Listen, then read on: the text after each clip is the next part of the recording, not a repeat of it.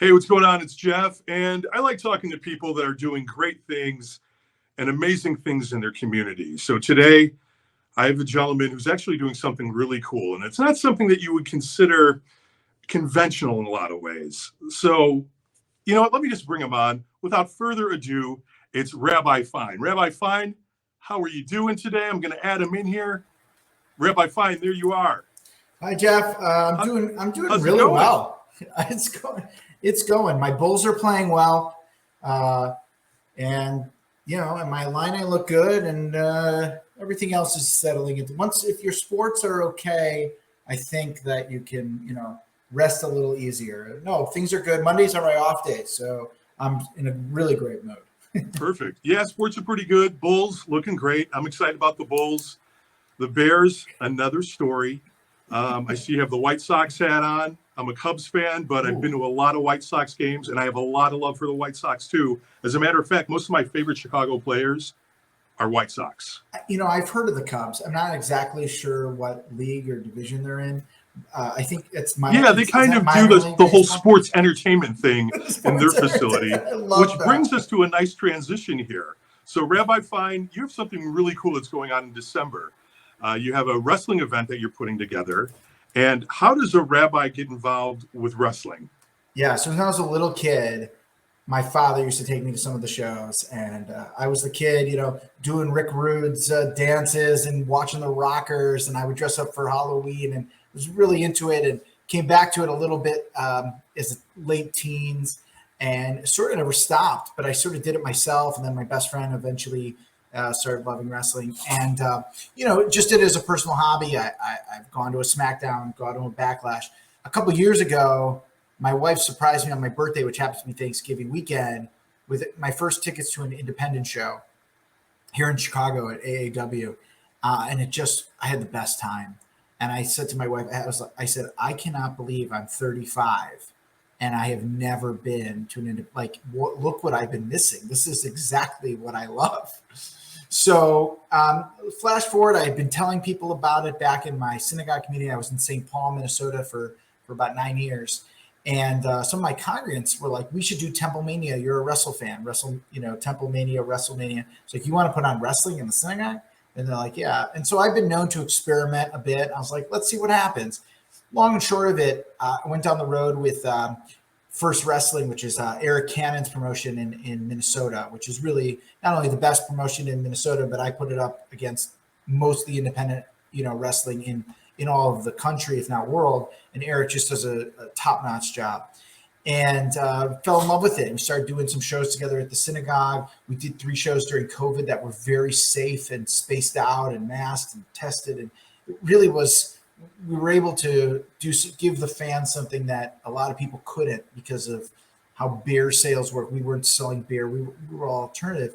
And I had pitched him and Colt Cabana this idea that I had to do some wrestling in the north suburbs of Chicago, regardless if I was moving here or not. And I happened to end up moving here. And so I just went full steam ahead. So started my own wrestling company, 2econd Wrestling. Our first show is December 12th in Northbrook, Illinois. Colt Cabana is on that show. Eric Cannon is on that show. And some other great independent wrestlers. Besties in the world will be there. Billy Starks, Blair Onyx, Trevor Outlaw. We're very excited. It's a great lineup. And, people I trust on the show, which is also very, very important to me in my first show. Awesome. So when you said the first time you got this together and you started bringing wrestling into the synagogue, how was that taken by the members of the synagogue and everything? So great question. There were 3 different layers. First was, Rabbi Fine, you've lost your mind. And I said, fair assessment. Level number 2 was a whole slew of Jewish, some were congregants or maybe from a different synagogue, who told me it was the first time they've willingly come back into a synagogue or a place of prayer since they were kids and they were forced to by their parents. And then I think what happened was people started to see it, whether they went or poked their head in, and they started to understand it. And what really happened at the show was, wrestling is this platform of a lot of people from a lot of different backgrounds, ethnicities, sexual orientations, religions, different corners of the world. I mean, this is why all these TV shows exist about wrestling and underneath wrestling, the promoting of wrestling, the culture of wrestling. And I've always felt not that there were Jews in wrestling. There were Goldberg, Paul Heyman, Macho Man, Colt Cabana, but probably underrepresented and certainly not talked about outside of like Colt Cabana and maybe and Paul Heyman, Barry Horowitz, and now MJF. Very few people, you wouldn't know that Chris Masters grew up, Jewish. You wouldn't know that Lisa Marie Varone. Whereas like in almost all other cultures or religions, like it's outwardly about them, whether they like it or not. That's what WWE like picks up on, right? Like, Arya Daivari and is sort of a great example, or Daivari's brother too. Whether that's a good example or not, it's true. Or, for years and years and years, like women were portrayed in not such a great way, and now we're seeing them in amazing light. And so, part of me felt like there's this platform through wrestling to reach people who have either questions about Judaism, people who have never met a Jew in their life, certainly never met a rabbi, definitely never been in a synagogue, and give them an opportunity to ask questions, to get to know people and bring community together. We've been doing this as Jews and Christians and Muslims and different races and different nationalities and different countries for a long time, but often it's the same people who show up to these things. And how much better would it be if we started to go into communities that are there, they're an attentive audience, but they don't necessarily know the person next to them, what they celebrate? How do we talk about race relations through wrestling, which has been an incredible platform for black wrestlers? Has been recently an incredible platform.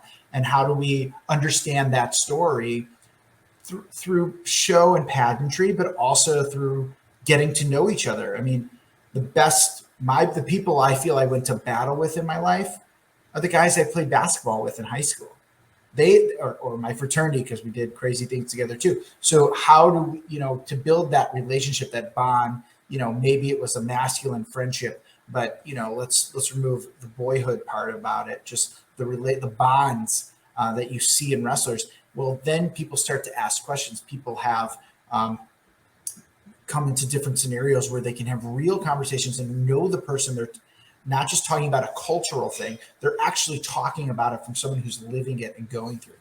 So that's sort of where my passion lies. Is like, I think that what my role in wrestling will be there's a rabbi. If you have questions about Judaism now, send them a DM, send them an email, and have those.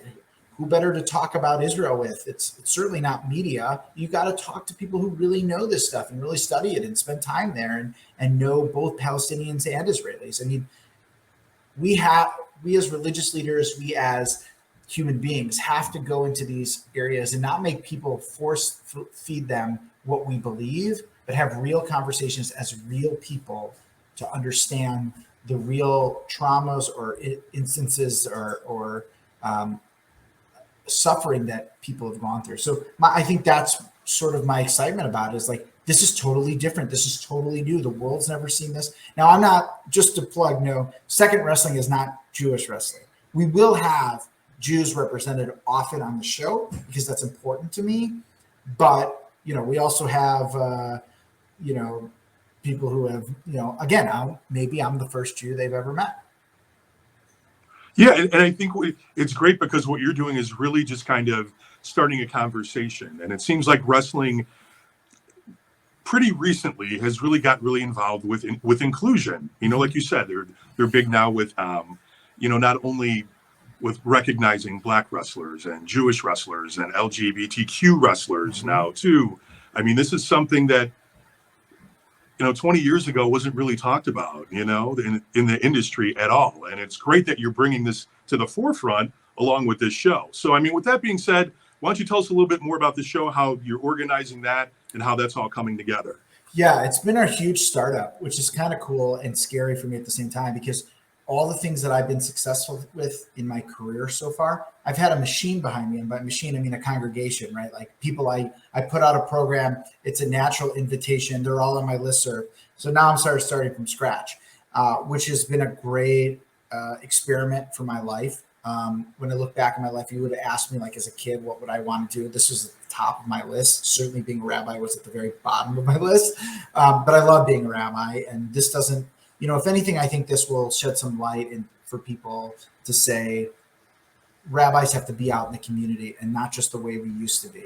So the show itself it's December 12th at the Jewish Community Center. That's by happenstance. They gave me the best deal on the gym. They wanted to be a partner in this. So it's been a wonderful relationship. They're in Northbrook, Illinois. It's called the Bernard Wenger JCC. On the card, we'll have Colt Cabana, who I mentioned, besties in the world, who, really, I think maybe the best independent tag team in the world. They're certainly up there. We have Blair Onyx and Billy Starks, two phenomenal female wrestlers. We'll have at least one other female wrestler. I want to plan 15 matches, but I know that's not what a show is. So I don't know how many more. Well, we haven't announced everyone yet. We've also announced Trevor Outlaw. We announced Darren Corbin, who's up from Minnesota. So, there'll be a lot of independent wrestlers. We'll have at least one or two former WWE wrestlers on the show as well. And it's going to be a good time. It's very kid-friendly, very kid-centric. I'll play a small role sort of as the commissioner. We have a card I'm building. And it's been really unique. People are curious about the story. People don't understand it fully. So that's the excitement behind it. Is like, it's sort of something you have to see to believe. And it should be a lot of fun. There hasn't been a lot of wrestling. There hasn't been a lot of shows in general on the North Shore of Chicago, and the suburbs, Deerfield, Libertyville, Vernon Hills, Wheeling, all this area. And so I'm excited to be promoting these shows around this area now and giving people an option. Yeah, I agree with you. I mean, as someone who lives in this area, there hasn't been much as far as the independent scene whatsoever in this area. So, I mean, thank you for that, at least for bringing that to, everyone here in the community, because indie wrestling is something that's, if you've never experienced it, this sounds like a show that would be a great thing to do for your first time as far as going to indie wrestling. And you never know, when you go to these indie wrestling shows, you don't know who you're going to see on TV in a few years. That's the thing. Oh, yeah, for sure. I mean, there's no doubt that if Billy Starks wants to be on TV in a few years, she'll be on TV. Colt Cabana's already on TV. And that not only is that part true, Jeff, 100%, like working at First Wrestling, you see Top Flight and Dante Martin, Darius Martin. And I've seen them build rings, now they're huge stars. And that's been really cool. We've had, First Wrestling puts on the best show. And if I can even come close to putting on a little bit of that and giving people an entryway into this world of excitement and fun and pro wrestling, then I'll be happy to. At the end of the day, I told my wife I'm giving it a good shot at this. I'm going to give it everything I have, and hopefully we have some shows in the future. We'll have a few lined up, but I'm looking to build a brand and something exciting in this area, and something new. And you're right. It's hard to explain. I also, up until a couple of years ago, never had been to an indie show. And now I'm like, every weekend I'm looking for one. Although it's COVID, it's kind of crazy. They're hard. They're not as many. Right. And some of them have been, far out, like Lyle, Illinois. I don't think I can get there this weekend, that kind of stuff. Although it looks like an amazing show. Yeah. So I was looking over some of the wrestlers that have been announced, and Super Atomic Thunder Frog is going to be there. Yeah. Yeah. So Super Atomic Thunder Frog is an amazing wrestler based out of Minnesota. Well, depending on, I've seen him in Minnesota. I'm going to say he's based out of Minnesota. I've seen him wrestle in Minnesota, and he'll be there. And he's awesome. He brings the show. I had this concept actually at first. I'll share this this is an exclusive, I guess. I had this idea that my belt would only be for characters who were animal based. And then I realized how hard that would be to bring in people from the amount of just travel, but expenses. I was like, oh, and Rhino will wrestle Thunder Frog, and then Blair Onyx, who's a spider. And I was like, okay, now I'm just in like this real deep fantasy world. And what if I run out of animal wrestlers? So I've scratched that plan. But it's a really kid-centric show. So we want wrestlers who have that entertainment value, but also can really go in the ring and put on a great show. I also want to be a place where I've learned a lot about the wrestling industry, and I really feel if you treat the wrestlers right, and you treat your sponsors right, and you treat your venue right, and you treat the promoter right, and the fans win. They just win. Everyone wins. And, I have a few wrestlers who my goal, my job or hope is to always give one or two new wrestlers a chance if they reach out. So I've answered every email from every wrestler who's reached out to me. I can't book all of them, but I did book 2 of them. And then I also, in terms of like fair pay and representation, I'm trying to do that as well. It's a lot to fit onto one card. We only have 7 matches, but I'm always going to give it a try. And if I don't get to it the first show, then some of it will be on the second show. So my daughters are upset that right now there's only, and they are, they know some insider information. So they know there's only 3 women on the show. And, I said to them, yeah, I'm going to work on it, right? Like I want them to feel proud and excited about the show. This one, there's only a certain amount of matches, and I want to have also some of these, the Colt Cabanas of the world who elevate the show and are great in the locker room and help set a tone for what we're about and what we're going to do. So, I'm going to try it all, and I try to be the best and most ethical and fair promoter I can be. That's really important to me, is to like extract and get rid of anything that those horror stories you've heard in wrestling, and to learn best practices and bring a place where wrestlers feel safe and fans feel safe and the venue feels fulfilled and the sponsors are happy and like don't expect to see any weapons at our shows. I don't think that's something I want to do because I know the risk that comes with it, and that's not really the clientele I'm looking for. And I don't get me wrong, I would go watch some of that, but that's not what I want to produce. Yeah, absolutely.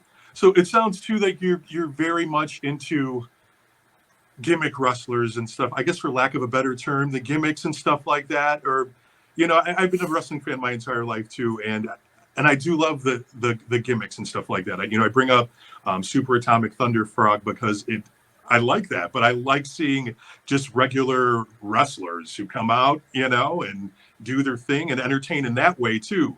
So, but it's amazing what you're doing here. It's so cool. It's great. It was great talking to you. The way that you speak and the way that your passion for wrestling definitely comes across. So it's going to be an amazing show. And I hope that if everybody that's free can make it out to the show. Yeah. So it's going to be great. Tickets are an Eventbrite. And by the way, if you think I'm passionate about wrestling, you should hear me talk about the White Sox and Judaism, because then those are my 2 real loves. That's a conversation for another day. Absolutely. Fair enough. I appreciate that. So Rabbi Fine, very much looking forward to it. 2econd Wrestling, a show on December 12th. All the information, where can everybody get all the details about the show? They can follow us at 2econd Wrestling on Facebook or Twitter. It's 2nd with a 2. 2nd with a 2. That's what you'll see it pop up. The tickets are on Eventbrite. They're $30 for ringside. They're $15 for general admission. We wanted to make it accessible, but also be able to, just ticket sales allow us to be able to pay the wrestlers. So that's what we can't just give away every ticket for free, as much as I'd love to do that as a fan. So we are that's where you can really find us. You can follow me at Rabbi Jeremy Fine on Twitter for some of those takes as well. But we're really excited. We've sold 1/4 of the tickets already, which is really great, and we're on our way. So I'm just lucky to be a part and work with so many wonderful people who will be on the show, who have not only helped me, but I hope to help them as well. Good deal. And you also have a website too, thegreatrabino.com. The Great Rabino is just is a Jewish sports website. If that's something you're interested, there's a very funny line in one of the airplane movies that if you have light Jewish reading and has like a 1-page pamphlet on Jews and sports. It's not true. It's a great joke though. You can go to my website and not only about athlete stories, articles, interviews. That's really going to be your best resource if you're ever looking to see like, is Julian Edelman Jewish? Well, I'm sort of become the authority, one of the authorities on that. Yeah. It's great. Rabbi Fine, I appreciate your time. Thank you so much for spending some time with us. Thank you, John. And hopefully we'll see you on December 12th. You know what? You're going to see me on December 12th. Awesome. I love that. Thank you. Appreciate it again, Rabbi Fine.